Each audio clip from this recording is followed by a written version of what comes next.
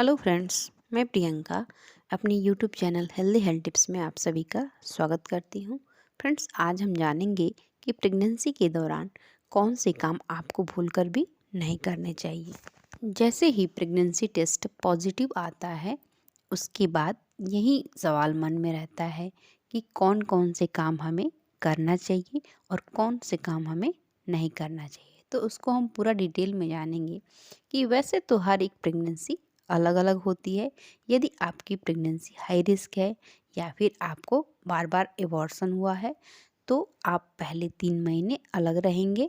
यदि आपको प्रेगनेंसी के लास्ट टाइम पर दिक्कत आती है तो आप लास्ट के 3 महीने अलग रहेंगे। यानी कि हर एक प्रेगनेंसी अलग अलग रहती है। आपको यदि कॉम्प्लिकेशन आ रहे हैं तो आप उसके अनुसार आपको डिसाइड करना पड़ेगा कि किस तरह का काम आपको करना है और किस तरह का नहीं करना और यदि हाई रिस्क प्रेगनेंसी नहीं है, नॉर्मल प्रेगनेंसी है, तो आप वहाँ पर घर के नॉर्मल सभी कामों को कर सकते हैं। लेकिन उसमें भी किन कामों को आपको अवॉइड करना चाहिए और किस काम को धीरे धीरे आपको करना चाहिए। तो सबसे पहला काम है, जैसे ही प्रेगनेंसी रुकती है पहले 3 महीने झुककर करने वाले काम, यानी झाड़ू पोछा बर्तन, ये सब आप कर सकते हैं या नहीं। तो कपड़े धोना, झाड़ू पोछा लगाना, ये सब काम आप कर सकते हैं। लेकिन जैसे मैंने पहले बताया है कि अगर आपकी प्रेगनेंसी में किसी तरह का कॉम्प्लिकेशन है, हाई रिस्क प्रेगनेंसी है, तो आपको पेट पर बहुत ज़्यादा दबाव आए ऐसा काम नहीं करना है। आप 2 से 3 महीने किसी की हेल्प ले सकते हैं। तो इस तरह से पहले 3 महीने झुककर काम नहीं करना है।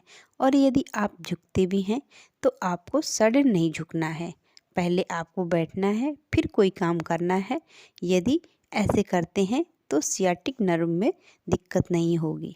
यदि ट्रैवलिंग की बात करें तो यदि आप स्कूटी चला रहे हैं तो पूरे सावधानी के साथ चलाएं और जहां बम्पी रोड हो वहां पर अपनी गाड़ी की स्पीड को आप कम रखें, जिससे आपको बम्प कम फील हो। प्रेगनेंसी में आप नॉर्मल काम कर सकते हैं, लेकिन पूरे सावधानी और सतर्कता के साथ करें। यदि बहुत ज़्यादा ख़राब रोड हो या आपको प्लेसेंटा प्रीविया जैसी कोई दिक्कत हो तो आप बेड रेस्ट कर सकते हैं। अगला है कि अगर आपको बार बार स्पॉटिंग होती है या पहले आपको कंप्लीट एबॉर्शन की दिक्कत रही है तो आपको पहले 3 महीने बेड रेस्ट करना ज़रूरी है।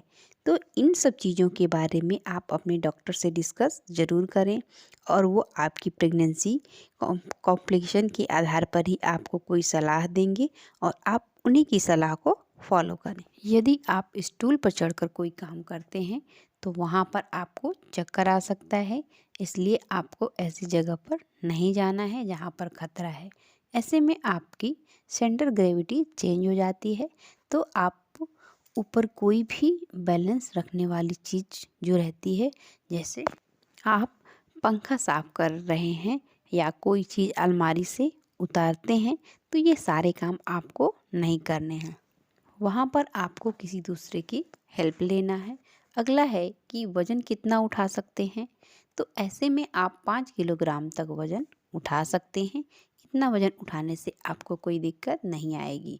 और पहले 3 महीने यदि आपकी हाई रिस्क प्रेगनेंसी है तो रिलेशन को आप अवॉइड करें। यदि बहुत ज़्यादा दवाइयों के बाद प्रेगनेंसी रुकी हो या एबॉर्शन की हिस्ट्री रही हो या प्लेसेंटा प्रीविया या स्पॉटिंग हो तो ऐसे में आपको रिलेशन नहीं रखना चाहिए। यदि आपको लंबे समय तक खड़ा रहना हो तो ऐसे में ऐसे काम को आप अवॉइड करें। बीच बीच में आप चाहें तो बैठ जाएं, थोड़ा सा रेस्ट कर लें। ऐसे में आपके पैरों में आपको सूजन आ सकती है। यदि आपकी प्रेगनेंसी में कॉम्प्लिकेशन है तो आप एक्सरसाइज ना करें और वहीं यदि हेल्दी प्रेगनेंसी है तो आप योगा और एक्सरसाइज कर सकती हैं। एक्सरसाइज करने से आपकी मसल्स में जो पेन रहता है वो नहीं होगा, आपको थकान कम लगेगी, आप फ्रेश फील करेंगी और नॉर्मल डिलीवरी के लिए आपकी फ्लेक्सिबिलिटी बनी रहेगी। लेकिन आपको बहुत ज़्यादा हैवी एक्सरसाइज और योगा नहीं करना है। इसके बारे में एक बार अपने डॉक्टर से बात ज़रूर करना है। तो फ्रेंड्स, आज की हमारी वीडियो आपको कैसी लगी? अच्छी लगी तो लाइक शेयर ज़रूर करिएगा और कमेंट में बताइएगा। और अगर हमारे चैनल पे आप पहली बार होंगे तो सब्सक्राइब करना नहीं भूलिएगा।